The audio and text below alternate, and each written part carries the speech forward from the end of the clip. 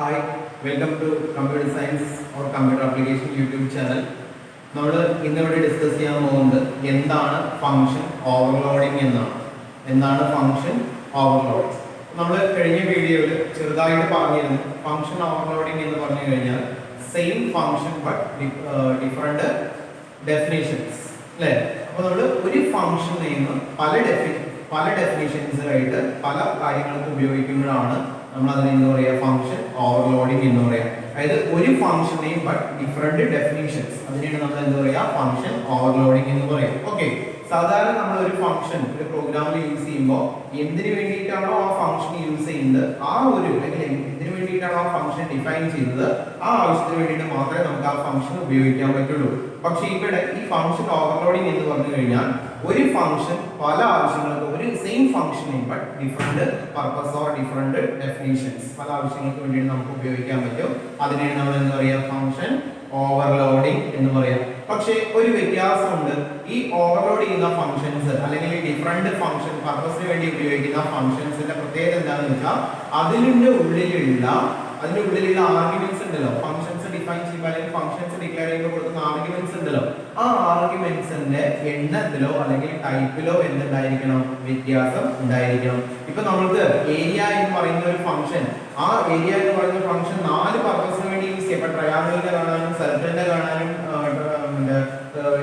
റെക്ടാങ്കിളിന്റെ കാണാനൊക്കെ നമുക്ക് ഏരിയ എന്ന് പറയുന്ന സെയിം ഫംഗ്ഷനെയും ഉപയോഗിക്കാം. പക്ഷെ ഒറ്റ വ്യത്യാസം മാത്രമുണ്ട്, ആ ഫംഗ്ഷന്റെ ഉള്ളിൽ ഉപയോഗിക്കുന്ന ആർഗ്യുമെന്റുകളുടെ എണ്ണത്തിലോ അല്ലെങ്കിൽ അതിന്റെ ടൈപ്പിലോ എന്തുണ്ടായിരിക്കണം വ്യത്യാസം ഉണ്ടായിരിക്കണം. ഓക്കെ, അപ്പൊ നമുക്ക് അതിന്റെ ചെറിയൊരു ഡെഫിനിഷൻ നമുക്ക് നോക്കാം. ഇവിടെ a function name having several definitions that are differentiable by the number and or types of their arguments is called function overloading. അതായത് ഒരു ഫംഗ്ഷൻ ബട്ട് സെവറൽ ഡെഫിനിഷൻസ്, അതായത് ഒന്നിലധികം ഡെഫിനിഷൻസ് ഉപയോഗിക്കുക, ഒന്നിലധികം പർപ്പസിന് വേണ്ടി യൂസ് ചെയ്യുക. സെയിം ഫംഗ്ഷൻ നെയിം ഒന്നിലധികം പർപ്പസിന് വേണ്ടി യൂസ് ചെയ്യുക. പക്ഷെ എന്തായിരിക്കണം അതിന്റെ ഉള്ളിലുള്ള ആർഗ്യുമെന്റുകളുടെ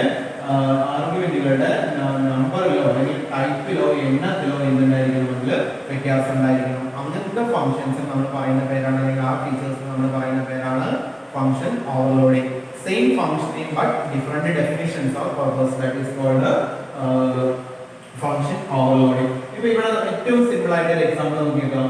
ഞാൻ 4 ടൈപ്പിലുള്ള ഫംഗ്ഷൻസ് ഞാൻ ഇവിടെ ഡിക്ലെയർ ചെയ്തിട്ടുണ്ട്. 4 ടൈപ്പിലുള്ള ഫംഗ്ഷൻസ് ആണ്, പക്ഷെ 4 ഫംഗ്ഷനും സെയിം ഫംഗ്ഷൻ ആണ് അല്ലേ. ഇപ്പൊ സാമ്പിൾ എന്ന് പറയുന്നതാണ് ഇവിടെ ഫംഗ്ഷൻ, ഇവിടെയും സാമ്പിൾ ആണ്, ഇവിടെയും സാമ്പിൾ ആണ്, ഇവിടെയും സാമ്പിൾ ആണ്. 4 ടൈപ്പിലുള്ള ഫംഗ്ഷൻസ് ആണ്, പക്ഷെ എന്താണ് 4 എണ്ണത്തിലും സെയിം നെയിം ആണ് നമ്മൾ കൊടുത്തിരിക്കുന്നത്. പക്ഷെ എന്ത് മാത്രം വ്യത്യാസമുണ്ട്, അതിന്റെ ഉള്ളിലുള്ള വാരിയബിളുകളുടെ എണ്ണത്തിലോ അല്ലെങ്കിൽ ടൈപ്പിലോ, അല്ലെങ്കിൽ രണ്ടിലും കൂടി ആവാം, എണ്ണത്തിലോ അല്ലെങ്കിൽ ടൈപ്പിലോ അല്ലെങ്കിൽ രണ്ടും കൂടി എന്തായിരിക്കണം ഡിഫറെന്റ് ആയിരിക്കും. ഇപ്പൊ ഇവിടെ നോക്കുക, ഇവിടെ ആർഗ്യുമെന്റ്സ് എന്ന് പറയുന്നത് ഒരു ആർഗ്യുമെന്റേ ഉള്ളൂ, ഇന്റ് ആയിട്ടുള്ള ഒരു ആർഗ്യുമെന്റേ ഉള്ളൂ. ഇവിടെ ഇന്റ് ആയിട്ട് 3 ആർഗ്യുമെന്റ്സ് ഉണ്ട്. ഇവിടെ ഒന്ന് ഫ്ലോട്ടും ഒന്ന് ഇൻറ്റു ആയിട്ട് 2 ആർഗ്യുമെന്റ്സ് ആണ് ഉള്ളത്.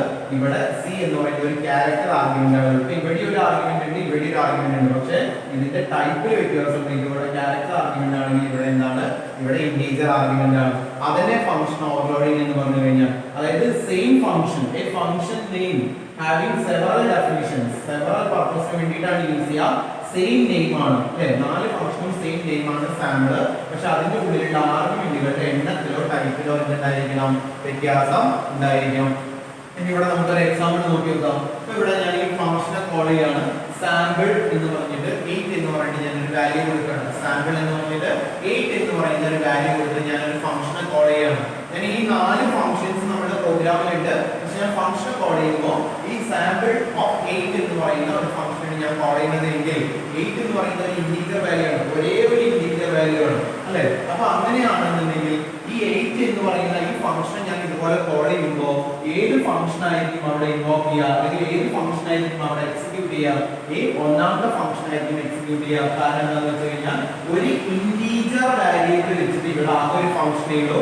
അപ്പൊ ഈ ഒന്നാമത്തെ ഫംഗ്ഷൻ ആയിരിക്കും ഇവിടേക്ക് എക്സിക്യൂട്ട് ചെയ്യുക. ഓക്കെ, ഇനി രണ്ടാമത് സാമ്പിൾ എന്ന് പറയുന്നത് 3 ഇന്റീജർ വാല്യൂസ് ഉള്ള ഒരു ഫംഗ്ഷൻ ആണ് ഞാൻ ഇവിടെ കോൾ ചെയ്യുന്നതെങ്കിൽ 3 ഇന്റീജർ വാല്യൂസ് ഉള്ള ഫംഗ്ഷൻ എത്രാമത്തെ ഫംഗ്ഷനാണ്?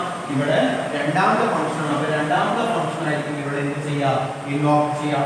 ദെൻ മൂന്നാമത് ഞാൻ കൊടുത്തു സാമ്പിൾ എന്ന് പറയുന്ന ഫംഗ്ഷൻ ഞാൻ വീണ്ടും കോൾ ചെയ്യുമ്പോൾ ഒരു ഫ്ലോട്ട് നമ്പർ മീൻസ് ഒരു പോയിന്റ് വരുന്ന ഡെസിമൽ പ്ലേസ് ഉള്ള നമ്പറോ അതുപോലെ തന്നെ ഒരു ഇന്റീജർ വാല്യൂ ആണ് ഞാൻ കൊടുക്കുന്നത് അല്ലെ, അങ്ങനെ രണ്ട് വാല്യൂസ് വെച്ചിട്ടാണ് ഞാൻ കോൾ ചെയ്യുന്നത്. അപ്പോൾ ഒരു ഫ്ലോട്ട് മീൻസ് ഒരു ഫ്ലോട്ട് ആയിട്ടുള്ള ഡാറ്റ ടൈപ്പും ഒരു ഇന്റീജർ വാല്യൂയുടെ ഫംഗ്ഷൻ എത്രാമത്തെ ഫംഗ്ഷനാണ്, മൂന്നാമത്തെ ഫംഗ്ഷനാണ്. അപ്പോൾ ഈ മൂന്നാമത്തെ ഫംഗ്ഷൻ ആയിരിക്കും ഇവിടെ എക്സിക്യൂട്ട്. ഈ ഫംഗ്ഷനെ കോൾ ചെയ്യുമ്പോൾ മൂന്നാമത്തെ ഫംഗ്ഷൻ ആയിരിക്കും അവിടെ എക്സിക്യൂട്ട് ചെയ്യുക. മൂന്നാമത്തെ ഫംഗ്ഷൻ എവിടെയാണോ ഡിഫൈൻ ചെയ്തിരിക്കുന്നത് അവിടേക്കായിരിക്കും പ്രോഗ്രാമിന്റെ കൺട്രോൾ എന്ത് ചെയ്യുക, അവിടേക്ക് ജമ്പ് ചെയ്യുക.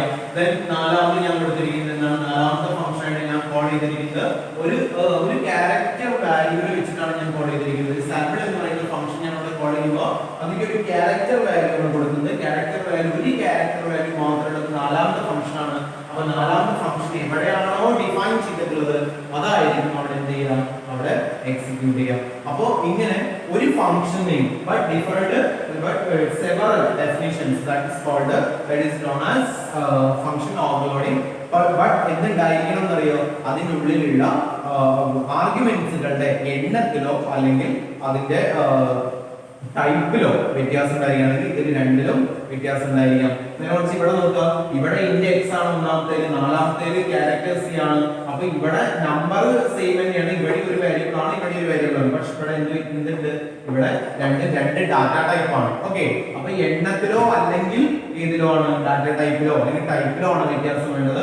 നേരെ മറിച്ച് ഇവിടെയും ഇന്റ് ആണ്, ഞാൻ ഇവിടെയും ഇന്റ് ആണെന്നുണ്ടെങ്കിൽ ഇത് ഞാൻ ഇവിടെ യൂസ് ചെയ്യുന്ന സമയത്ത് സാമ്പിൾ യൂസ് ചെയ്യുന്ന സമയത്ത് എറർ കാണിക്കും, കാരണം രണ്ടിലത്തെ ഏതാണ് എക്സിക്യൂട്ട് ചെയ്യേണ്ടതെന്ന് അറിയില്ല. ഓക്കെ, അപ്പോ several definitions but same functioning but differentiable by the number and type of arguments. That is called a function overload. Okay.